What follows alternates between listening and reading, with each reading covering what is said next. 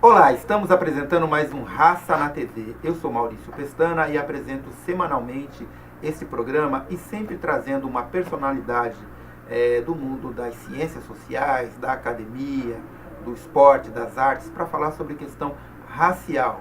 Enfim, a gente tenta repetir nesse programa e estamos conseguindo com sucesso todo o sucesso da revista Raça impressa, que já está nas bancas. Você corre para lá.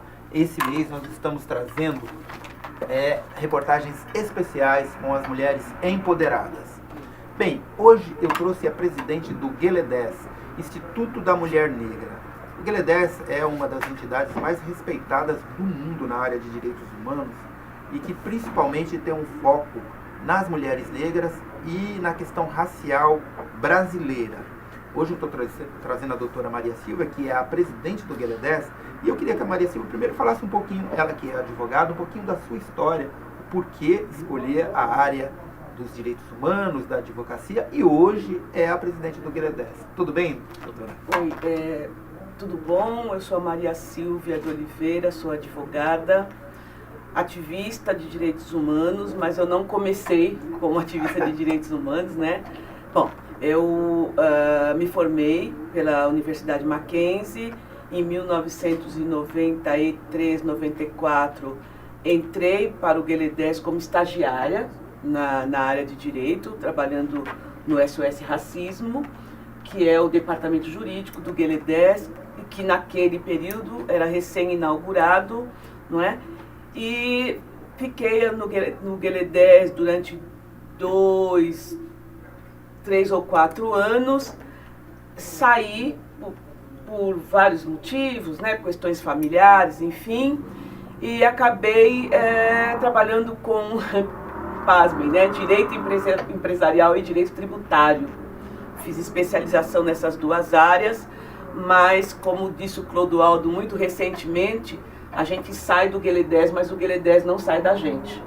Então, voltei para o GLE10 porque afinal, não é a nossa luta, não é uma luta, é uma luta necessária, não é?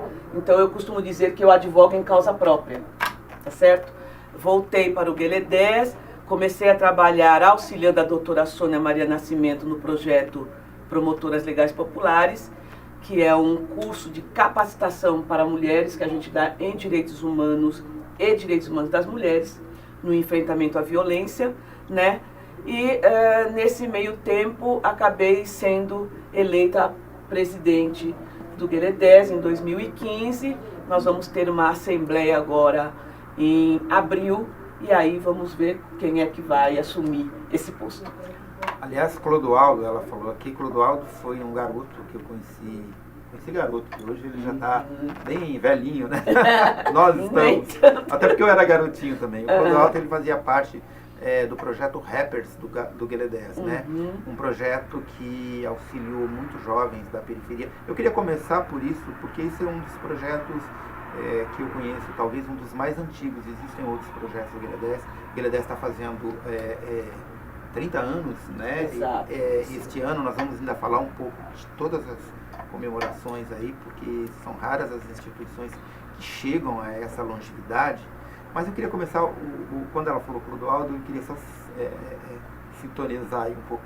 Era um garoto, né, que fazia parte do projeto Rappers, e eu me lembro que esse projeto eram vários jovens, né? É um projeto da década de 90, de GLE10, que procurou dar o apoio ao hip hop, né? A época, e o a gente sabia da dificuldade que esses meninos tinham para arrumar trabalho, para ter uma carteira assinada, que contava muito, conta, para os nossos meninos negros até hoje conta muito, e o GLE10 resolveu então firmar esse projeto, trazer esses meninos para dentro do GLE10, registrar a carteira deles, todos eles tinham alguma função, e ao mesmo tempo eles desenvolviam o trabalho cultural, que é o hip hop.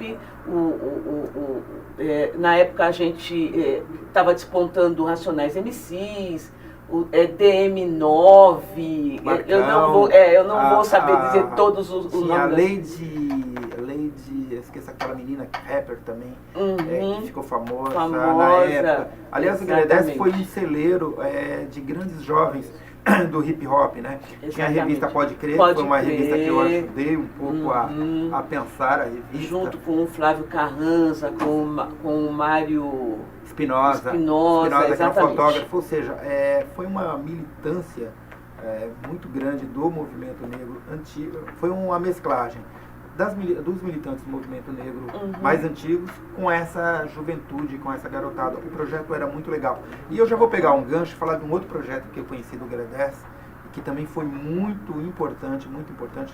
Eu diria que talvez um dos primeiros projetos de ação afirmativa ligado a empresas privadas, que foi aquele projeto, acho que mais... Geração 21. Geração 21, Sim. Que era com o Banco de Boston, né? O Exatamente. Banco de Boston auxiliava, ajudava alguns jovens, acho que o Gueledés fazia a seleção. A ponte, fazia uma seleção, fazia essa ponte para que esses meninos pudessem fazer aquele estágio como trainee, né, no Banco Boston, e eles teriam aí ajuda para custear os estudos até a universidade. E eu acho que o maior exemplo do sucesso desse projeto é o Cacá, é o Carlos Santos Filho, que hoje cuida de toda a parte de identidade visual do Gueledés e que fez esse trabalho bem bacana aqui para os 30 anos. Sim, de programação, né? Lindo. Aliás, todo o material que foi feito por Gueledés para comemorar esses 30 anos está maravilhoso. Eu tenho acompanhado nas redes sociais, tenho acompanhado a programação. Daqui a pouco a doutora Maria Silva, que é a presidente do Gueledés, vai falar um pouco mais sobre essa programação, mas eu quero resgatar um pouco muito da história desses 30 anos, dessa instituição que, como eu digo, é uma das instituições mais respeitadas no mundo na área de direitos humanos, na área de luta contra o racismo, né, de igualdade racial. Nós falamos de dois projetos aqui que assim, estou falando lá dos primórdios, mas eu mesmo tive envolvido sempre com alguns projetos no Gueledés. Eu me lembro que o Gueledés apoiou um trabalho que eu fiz que chamava Manual de Sobrevivência do Negro no Brasil, junto com o poeta Arnaldo Xavier, que também era uma pessoa muito próxima de Gueledés, né, que auxiliou muito nesse início, né, nesse pensamento. Mas eu quero que a senhora fale um pouco mais sobre essa entidade de mulheres negras, né? Como fazer parte, presidir uma entidade tão importante de mulheres negras. E queria que a senhora falasse um pouco dessa luta do feminismo no Brasil, principalmente protagonizado pelas mulheres negras. Tá. O Gueledés é uma organização fundada por mulheres negras em 30 de abril de 1988, né? Falando da abolição da escravatura. Dos 100 anos. Dos 100 anos da abolição da escravatura. E vem essa fundação, ela ocorre da necessidade das mulheres negras se organizarem em organizações não governamentais, vamos dizer assim, como é o Gueledés, ONGs, para pautar as suas questões mais específicas. Porque as mulheres negras sempre estiveram envolvidas no movimento negro, mas a invisibilidade tanto das mulheres negras como das questões que afetam a vida das mulheres negras era muito grande. Inclusive, o Edson Cardoso, agora no dia 5 de abril, quando nós iniciamos, né, as atividades de 30 anos de Gueledés, enfatizou, porque ele trouxe um documento que foi escrito no período que antecedeu o processo constituinte, contando a história de toda a articulação do movimento negro nesse período para incidir, né, no processo constituinte, e ele diz que lá não tem uma menção sequer à articulação das mulheres negras, à luta das mulheres negras, né? Então, o Gueledés vem para esse processo de poder dar visibilidade às ações das mulheres negras que sempre, né, estiveram na linha de frente, na luta do movimento negro, mas que não tinha suas pautas reconhecidas nem pelo movimento negro, porque, né, por e nem pelo movimento feminista hegemonicamente branco, né? Exatamente. Então, eu me lembro que uma das discussões que se tinha muito na época, e eu assisti sempre, aliás, eu naquela época sempre falo que as minhas maiores fontes inspiradoras da questão racial no Brasil naquele período sempre foram duas. Uma era a Luísa Barros, né, que foi ministra da Igualdade Racial. Eu sempre falava que aquela mulher eu parava para ouvi-la. Outra era a Sueli Carneiro, né, que, enfim, fundadora do Gueledés, uma das mulheres que pensou essa questão toda.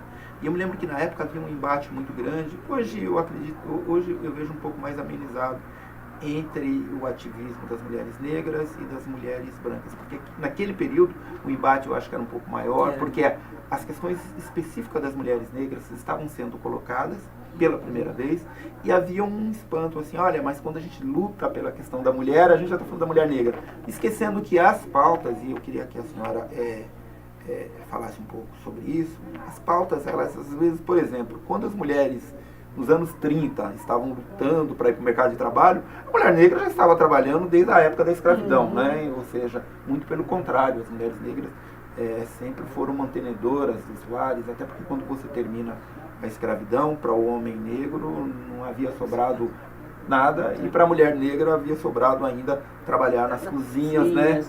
Ser babás. Então, havia esses embates, e eu queria que a senhora me falasse um pouco, porque hoje acho que mudou um pouco. Porque não dá para você falar de protagonismo da luta feminista se você não incluir as mulheres negras, né? Que estão à frente, pelo menos aqui no Brasil, eu acho que em várias áreas, seja na academia, seja no movimento popular, seja nas periferias, seja em tudo quanto é lugar. Naquela época, sim, também, mas havia, eu acho que uma briga maior para colocar isso. Sim, isso mesmo? Não, você já desenhou o quadro, né? Então você voltou ali para a década de 30, a gente tinha a Frente Negra Brasileira, que as mulheres negras se articulavam dentro deste... chegou a se tornar um partido político, né? Pautando a questão da educação, né? Criando salas de aula para a população negra que ainda tinha muita dificuldade para ingressar na educação formal, né? Então isso é um caso, e as mulheres brancas aí estavam lutando para a implementação do voto feminino, né? E uma coisa que ninguém fala, por exemplo, é que a Antonieta de Barros tinha uma grande articulação com o movimento de mulheres brancas lá, que também lutavam pela questão do voto feminino, né? Uma mulher negra em Santa Catarina, primeira mulher a ser eleita deputada estadual naquele estado, né? A gente caminha mais um pouco, aí a gente tem a década de 70, que as mulheres brancas aí estão pleiteando a saída para o mercado de trabalho, não é? E as mulheres negras, como você já falou, já estavam no mercado de trabalho há muito tempo, trabalhando para essas mulheres brancas, inclusive, para que elas pudessem, né, se dar ao luxo de sair para trabalhar. Eu me lembro que na época eu fiz um cartoon, esse cartoon foi muito reproduzido, ele também foi muito criticado, que é uma mulher branca falando, Maria, termina logo o seu serviço e vem participar da nossa reunião sobre a presença da mulher negra, da mulher no mercado de trabalho, né? As mulheres falaram, mas não é assim, mas eu falo, mas é verdade, alguém precisava trabalhar para que alguém pudesse reivindicar. E aí a gente brigava, não, a gente questionava muito esse, mas eu percebo que foram fases, e o Gueledés, ele surge um pouco dentro de, colocando essas discussões, colocando essas questões em pauta, que hoje, depois a gente ainda vai entrar na atualidade, esse quadro hoje altera um pouco. Eu acho que hoje realmente não dá para você falar em ativismo feminino, e mais uma vez a gente também queria fazer aqui uma saudação, né, e falar muito sobre a morte de Marielle também, que é um exemplo maior disso, né? Uma ativista, uma mulher negra, uma mulher que lutava pelos mais humildes, pelo pessoal da periferia, da favela, e que foi brutalmente e tragicamente assassinada. Mas vamos retomar um pouquinho isso, esse momento, e o Gueledés surge nisso, surge com essas preocupações e outras, né? Porque quando fala de juventude, então, a Gueledés já projeta no futuro um problema que já era grande naquele momento e que hoje trágico, né, que é a morte de jovens negros na periferia. Sim, e naquele momento, então, década de 80, né, início da década de 90, o GLEDES se consolida, não é, nesta luta, demonstrando que não existem mulheres universais com as mesmas questões a serem pautadas, muito ao contrário, e hoje já bem aceito que nós temos mulheres diferentes, com pautas diferentes. Então nós temos a questão indígena, a questão das mulheres quilombolas, que não é a mesma das mulheres negras urbanas, a questão das campesinas, né? Das trabalhadoras rurais, das trabalhadoras domésticas. Então nós temos uma gama, né? Uma múltiplas vozes, não é? Lutando pelos seus direitos humanos, e cada um com as suas pautas mais específicas, e o GLEDES, né, entendeu esse chamado, né, entendeu que era necessário que as mulheres negras se organizassem para poder incidir as suas pautas dentro da luta, né, da proteção de direitos humanos. Eu acredito que do ano de 2000 em diante, a gente tem uma melhor aceitação do que eles chamam de novos atores pedindo direitos humanos, que, como assim novos atores, né? Nós estamos aqui há 500 anos, né? Numa luta, numa resistência, aliás, eu sempre pautando as nossas questões, então... Eu sempre falo que tem algumas questões que eles dão uma roupagem nova, mas são lutas antigas. Então, por exemplo, a gente começa a falar sobre bullying agora, há poucos anos, enfim, sei lá, há 5, no máximo 10 anos. Só que os jovens, as crianças negras, já sofreram bullying desde sempre nas escolas. Sempre. Porque a criança negra é sabido que ela é discriminada dentro do ambiente escolar desde sempre e sofre bullying desde que a gente conhece a escola, né? Mas o meu entendimento é que bullying, a gente tem que definir muito bem o que é bullying nessa história, né? Porque senão você acaba tratando questões de racismo, puro racismo e discriminação racial, como se fosse bullying, simplesmente bullying, deram uma roupagem para isso. Certo. Agora, chegamos na atualidade, né? Eu posso perceber que hoje o GLEDES tem várias ações, né? O portal do GLEDES é um portal extremamente acessado e extremamente importante para a luta hoje dos direitos humanos. A gente tem visto mais isso, mas o GLEDES tem muitas outras histórias e muitas outras ações, e muitas outras... Eu queria que a senhora falasse do GLEDES hoje. Onde é que o GLEDES... Nós fizemos, eu quando secretário da Igualdade Racial da cidade de São Paulo, fizemos um convênio, o GLEDES nos ajudou muito na questão dos centros de referências, né, que a gente conseguiu construir na cidade de São Paulo e que infelizmente a gestão atual não deu uma continuidade que deveria dar, mas isso aí é tema para um outro assunto, para um outro dia. Mas eu queria que a senhora falasse um pouco sobre as ações do GLEDES hoje. Eu penso que esses 30 anos, a possibilidade, né, de existência durante essas 3 décadas de GLEDES é exatamente por o GLEDES conseguir perceber, né, o que são parcerias exitosas e o que são projetos que realmente podem render frutos importantes, como foi o Projeto Rappers, como foi o Geração 21. Né? Eu acho que é por isso que o GLEDES consolidou a sua missão política institucional na luta contra o racismo e principalmente na valorização das mulheres negras, né? Valorização e promoção das mulheres negras. Eu acho que é exatamente perceber isso. Então, por exemplo, perceber o êxito de fazer uma parceria entre a Secretaria de Igualdade Municipal, naquele período, né? Uma organização como o BID, para gerir centros de referência, para dar um atendimento mais adequado à população negra nas periferias de São Paulo.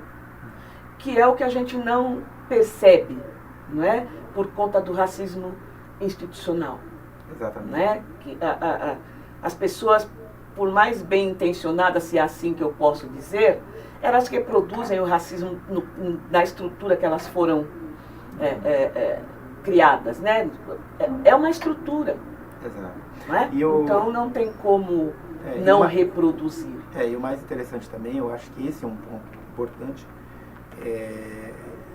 de se colocar nesses 30 anos de Gueledés, que Gueledés também formou uma geração de militantes, né? Então, grande parte das pessoas que estão aí atuantes, por exemplo, hoje a gente tem aí a Djamila, que é uma figura que aparece muito, que tem mostrado estar à frente aí de várias batalhas. Ela vem também ali daquela geração, daqueles jovens que circundavam o Gueledés e que se inspiraram em toda essa luta também. No ano 2000, junto com o Instituto Patrícia Galvão, o Gueledés fez uma formação, uma oficina na área de mídia, né, de novas mídias, inclusive, e foi um curso que a Djamila Ribeiro participou, e aí a gente vê essa desenvoltura, né, que essas meninas têm nas redes sociais. Também foi uma experiência de Gueledés, né? Nós temos hoje projetos junto com a organização Crioula para fortalecer a rede de mulheres negras que que estão envolvidas com a violência racial e a violência policial, né? Então, Mães de Maio, as mães do Rio de Janeiro que perderam seus filhos para a violência policial, a questão LGBT, né? As trans que estão também envolvidas nesse projeto, pessoas que estão ligadas à Luana Barbosa, que foi assassinada em Ribeirão Preto, enfim. É um projeto para fortalecer essas redes, porque essas mulheres não encontram apoio na estrutura estatal, né? Então, também, a gente tem hoje no departamento jurídico o coordenador, o Dr. Rodney Jericó, que trabalha com demandas na esfera internacional, na Comissão Interamericana de Direitos Humanos, né? Enfim, na área de comunicação, a gente tem lá a Nilza Iraci, que é o suporte, né, que faz a articulação do Gueledés com outras entidades, tanto regionais como nacionais, como a nível de América Latina. Ela tem também um projeto hoje com países da América Latina para um trabalho de criar censos em alguns países onde não existem, né, para pensar políticas públicas para essa população afrodescendente na América Latina, que se a gente não sabe quem são, onde estão, não tem como pensar políticas públicas. Então são todas áreas de atuação do Gueledés que consolida, né, esses 30 anos, essas 3 décadas de luta, debatendo aí a questão racial e na sensibilização de governos, da sociedade civil para o enfrentamento a essa questão. Doutora, eu queria também que a senhora falasse agora, já estamos partindo para os instantes finais do nosso programa, da programação desses 30 anos. Eu sei que é vasta, é o mês todo. Eu mesmo já estive numa das atividades que aconteceu lá no Sesc Vila Mariana, né? Algumas coisas já aconteceram, outras ainda estão em curso, mas eu queria que a senhora falasse um pouco sobre esses 30 anos de Gueledés. Bem, nós pensamos de trazer, na verdade, para que a população possa refletir com a gente, as ações desenvolvidas nesses 30 anos, né? E pensar como a gente vai se projetar para o futuro, né? Porque eu particularmente espero que o Gueledés esteja aí por mais 100 anos, mas a gente tem que acompanhar também todo esse desenvolvimento, né? Essa tecnologia, e pensar quais são os passos que nós vamos dar daqui para frente, principalmente pensando o momento histórico, político que nós estamos vivendo, né? Então, nós começamos aí pensando a questão do movimento negro e o processo de constituinte, lá em 1988, como foi a luta das mulheres negras nesse período e como nós estamos desenvolvendo isso nesses 30 anos. Agora, na próxima quinta-feira, no Sesc Vila Mariana, nós vamos pensar as ações que nós desenvolvemos na área da educação e como é que nós vamos andar daqui para frente. No próximo dia 19, nós vamos tratar do SOS Racismo, não é? Como é que foi desenvolvida toda a questão jurídica sobre a pauta racial dentro do Gueledés, né? Tanto na área nacional como internacionalmente, como eu já citei aqui. E no dia 28, que será um sábado, nós vamos teremos uma mesa específica para falar do projeto de promotoras legais populares, que será um sábado no Memorial da América Latina, na parte da manhã. E aí nós vamos tratar de forma específica de como o GEREDES desenvolveu esse projeto, pensando no enfrentamento à violência contra a mulher e as novas tecnologias que nós conseguimos desenvolver falando deste assunto, que é o aplicativo que ajuda no enfrentamento à violência contra a mulher, que é o Juntas, que é um aplicativo que qualquer mulher da sociedade pode baixar, formar a sua rede particular de proteção e no momento que ela se sentir ameaçada ou em vias de sofrer qualquer tipo de violência, ela aciona a rede para que possa lhe dar algum suporte, para que possa lhe acompanhar. Olha, nós estivemos aqui com a doutora Maria Silva, que é presidente do GEREDES, Instituto da Mulher Negra. A doutora Maria Silva falou um pouco sobre esses 30 anos, né? Porque falou pouco, porque para falar de 30 anos do GEREDES a gente levaria muito tempo. Eu queria agradecer, né? E mandar um abraço para todas essas mulheres que fazem parte do GEREDES e que também não fazem parte, mas que estão na luta, né? Principalmente as mulheres negras que estão na luta há mais de 500 anos nesse país. Muito obrigado, Raça na TV fica por aqui e um grande abraço. Obrigado.